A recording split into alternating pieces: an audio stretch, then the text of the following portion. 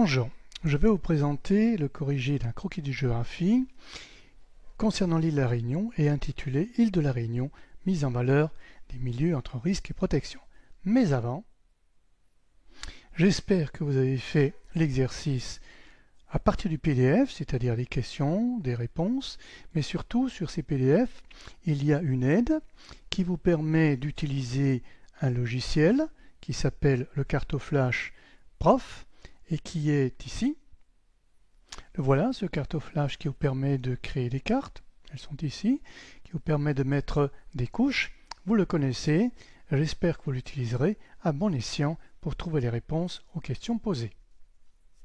Mais vous avez aussi sur ce PDF des liens pour aller plus loin, pour comprendre véritablement, et parfois des visuels sur Google Maps pour visionner.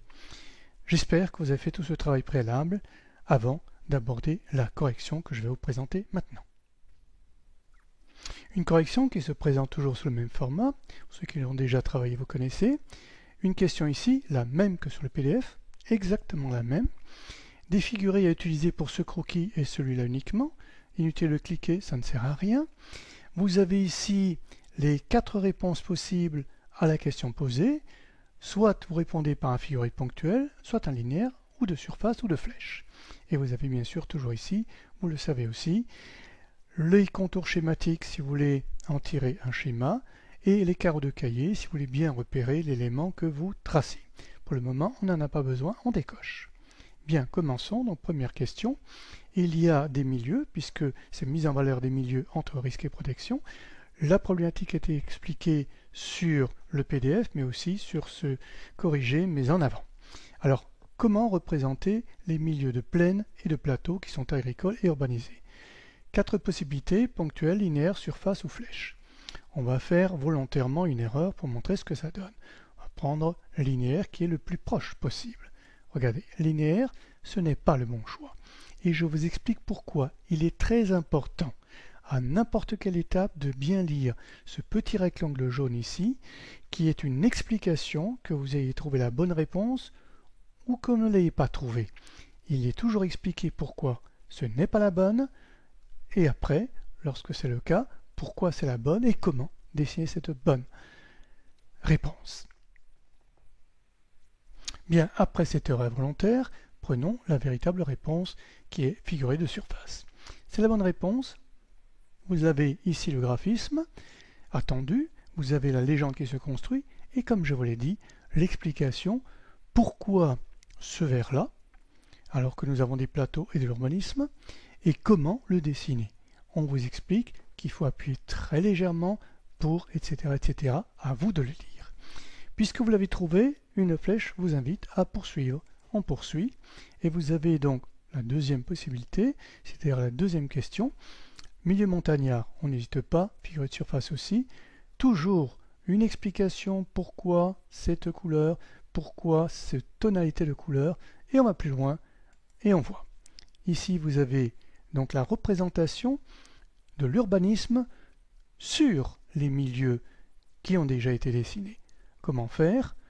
Inutile, vous savez très bien, une ville, c'est un cercle, mais puisque nous sommes dans les milieux, on pourrait imaginer que c'est soit linéaire, soit de surface. Voyons voir. Et non, ce n'est pas de surface. L'urbanisation ici, ce n'est pas de surface, et c'est bien expliqué pourquoi. Alors linéaire, on pourrait encercler à cette échelle, effectivement, les zones urbanisées. On clique dessus, ce n'est pas ça non plus, et c'est expliqué pourquoi. Alors les flèches, évidemment, ce n'est pas le cas, donc c'est probablement ponctuel. C'est ponctuel, mais regardez, par rapport à tous les croquis et tous les schémas que nous avons faits, le mauve se rapproche de celui qui est dans la légende, je l'ai laissé volontairement pour voir la différence. Ici, il est beaucoup plus léger. Pourquoi il est plus léger? Parce que c'est expliqué ici, il faut que ces cercles qui représentent des villes, qui représentent l'urbanisme, s'insèrent dans le vert que vous avez décrit ici, puisque l'essentiel ici, ce n'est pas de mettre des villes, ce n'est pas de mettre la hiérarchie urbaine, il faut qu'elle apparaisse dans le fond de carte. Mais ce qui va être important, ce sont les risques et la protection de la mise en valeur de ces milieux. Donc, voilà une première exception, et qui importe, qui amène à la lecture complète de ces petits rectangles. Et bien sûr, vous poursuivez. Question numéro 4, le volcan, le piton La Fournaise. Là aussi, très complexe. On pourrait mettre le surface, puisqu'il est assez imposant. À cette échelle, on pourrait mettre le linéaire, et on pourrait mettre le ponctuel. Évidemment, si vous jetez un coup d'œil ici, quelles sont les figures à utiliser, ça vous guide un peu. Mais regardez bien, surface, une explication pourquoi c'est pas surface, linéaire, pourquoi c'est pas linéaire, alors que ça pourrait l'être. Ponctuel, pourquoi on a choisi ponctuel? Regardez bien, parce que ça fait un volcan, ça fait un cône, et en rouge, ça veut bien dire que c'est dangereux. De nombreuses questions vont vous amener à réfléchir. C'est un croquis qui a priori n'est pas difficile du tout, mais il va vous amener à réfléchir sur le figuré utilisé. Ce n'est pas toujours celui qu'on pourrait penser dans un premier stade. Et vous allez donc poursuivre comme ça jusqu'à la fin. Chaque fois que vous avez trouvé, eh bien vous pourrez avancer. Ici les cyclones. Les cyclones, alors un cyclone ponctuel, linéaire, surface ou flèche. C'est pareil. Est-ce que l'on parle de la zone dévastée, surface ou linéaire? Est-ce qu'on parle d'un cyclone, un risque de cyclone, comme nous avons pu le voir sur d'autres croquis, par exemple à Bangladesh, il y a des zones qui sont soumises à des risques de cyclone, bien précises, ou est-ce qu'on parle d'une trajectoire de cyclone? Tout ceci est précisé sur le PDF. Je vous incite, avec un questionnement et des réponses qui sont annoncées dans la mesure où il y a une aide, il y a des vidéos, il y a des pages internet, et il y a bien sûr le cartoflash qui vous guide. Et quand vous êtes bien guidé, vous allez trouver que c'est la flèche. La flèche pour montrer la trajectoire des cyclones et non pas le cyclone lui-même. Et ainsi de suite jusqu'à la fin. Voilà, j'ai avancé un petit peu pour des figurés qui sont beaucoup plus simples, a priori. Zone de destruction, c'est évidemment surface. Les ports, les aéroports, ce sont des ponctuels, et le littoral, évidemment, c'est un linéaire. C'est assez simple. Mais regardez, le parc naturel. Il y a un parc naturel national sur l'île de la Réunion. Il est très imposant par sa surface. Comment le dessiner? On pourrait imaginer surface. On pourrait imaginer linéaire. Ponctuel, peu probable. Flèche, peu probable. Mais linéaire. Puisque nous avons déjà des figurés de surface, il suffirait de tracer une ligne qui délimite ce parc. Voyons voir. Et non.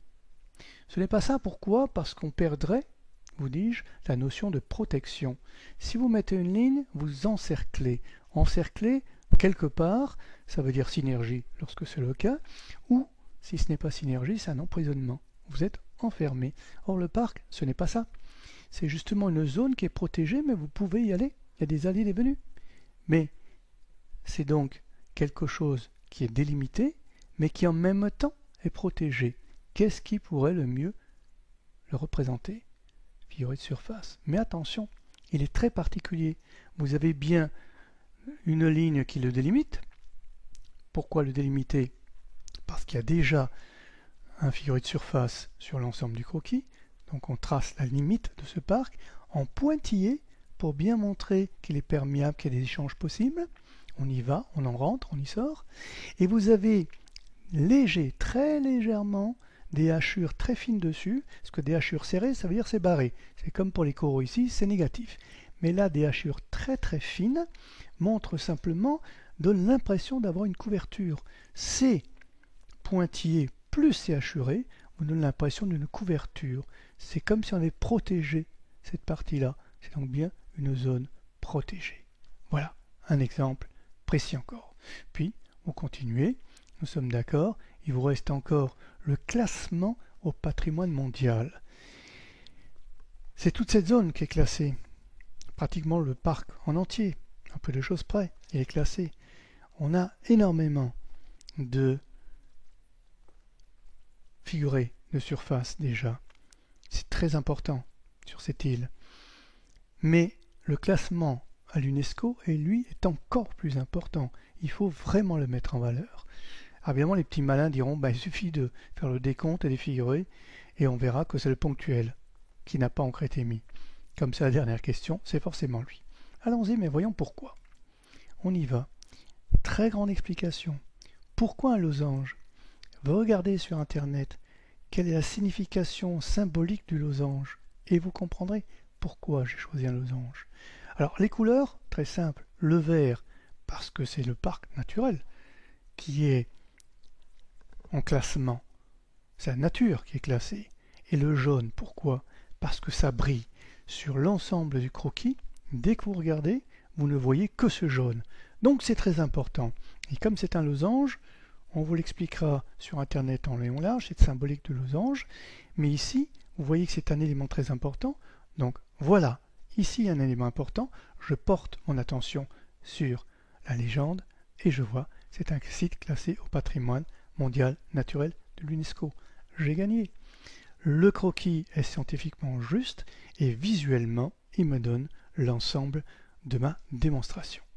Voilà, jusqu'au prochain croquis, mais je n'ai pas encore cliqué, regardez.